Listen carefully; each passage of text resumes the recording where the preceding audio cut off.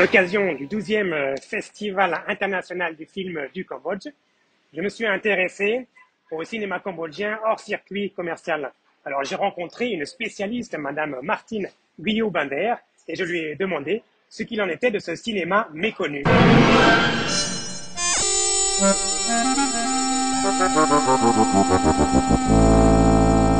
Ce cinéma est beaucoup plus riche que ce que j'imaginais. Il y a beaucoup plus de cinéastes. Il est très difficile de trouver des points absolument communs entre tous et toutes, mais il y en a quand même. C'est toujours un cinéma sur l'absence, sur le vide, et on sent dans ce thème une volonté de parler du passé historique des années 70, etc. Donc pour moi, ça c'est un des thèmes principaux. Euh, Beaucoup de conflits sur le passé, le présent, mais sur aussi les générations, surtout dans une société qui est en train de se transformer aussi rapidement. J'ai remarqué également que ces films ont souvent un nombre très restreint de protagonistes. Et donc, ces protagonistes sont confrontés à des situations dans lesquelles ils sont obligés de réfléchir vraiment à leur place, à la place de la société dans laquelle ils sont. Alors, des, euh, des conflits au sein de la famille, au sein de la communauté, mais toujours des conflits. Alors, ce que moi j'aime particulièrement dans tout ce que j'ai vu, c'est une grande poésie euh, qui est couplée avec un certain minimalisme. Alors, le minimalisme, on me l'a dit très souvent, vient du fait qu'il n'y a pas d'argent pour ce type de cinéma, donc ils sont obligés d'avoir des tactiques très importantes.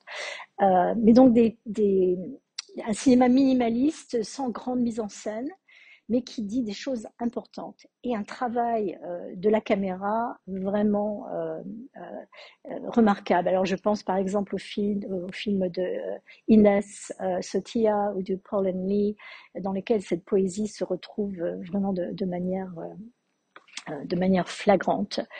Alors ce sont pour ainsi dire que des films, des courts-métrages, à part les grands de David Chou et de Kevin Nyang.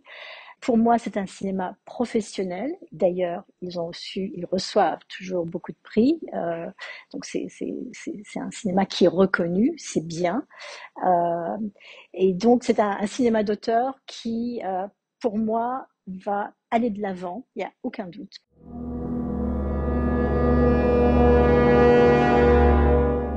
Le centre Popana, tout le monde en parle, d'accord. Donc son impact se ressent d'une manière directe ou indirecte un peu partout. C'est dans tous les cinéastes à qui j'ai parlé, à un moment donné, en parlent. C'est peut-être moi qui en parle en premier, mais en tout cas, ils ont quelque chose à dire.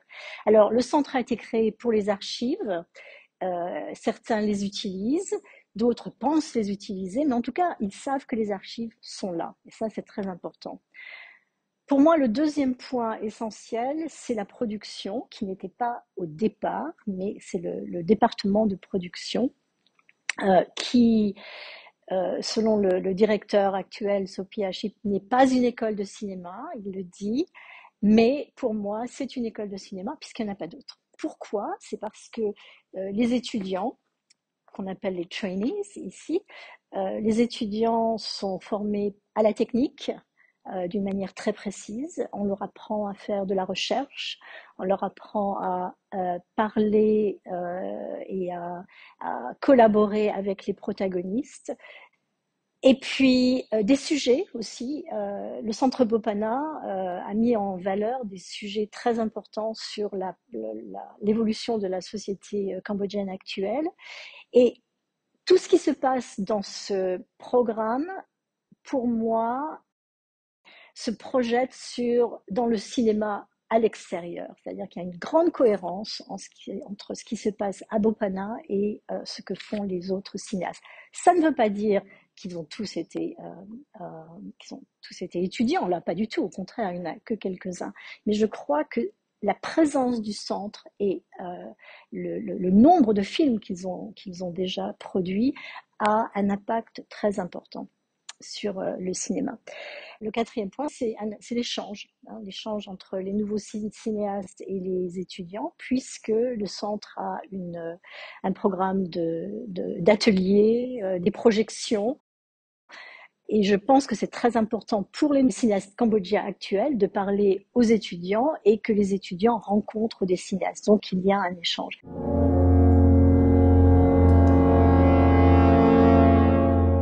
Je suis professeure de français, littérature, cinéma à l'université de Hamilton College aux États-Unis. Je suis française. J'ai fait mon doctorat aux États-Unis à l'université d'Oregon sur Patrick Modiano, qui a écrit une série de romans sur la collaboration française pendant l'occupation.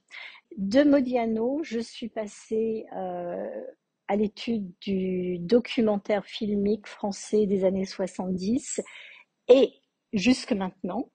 Et à travers cette recherche, j'ai rencontré les films de Ritipan qui m'ont beaucoup intéressée et j'ai fait une demande de bourse pour voir comment il a prolongé son œuvre cinématographique dans une école qui n'est pas une école. Donc. Alors je suis en train d'écrire en ce moment 2 articles. Un qui était celui pour lequel je suis venue ici, c'est-à-dire le Centre Bopana et le côté production. Et pendant que je faisais cette recherche, j'ai rencontré d'autres des cinéastes à l'extérieur, à la commission, par exemple à Cinérab.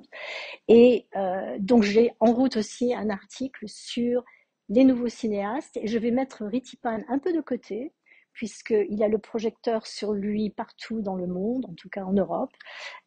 Et je voudrais vraiment donner de la place à ce qui se passe maintenant avec les nouveaux cinéastes.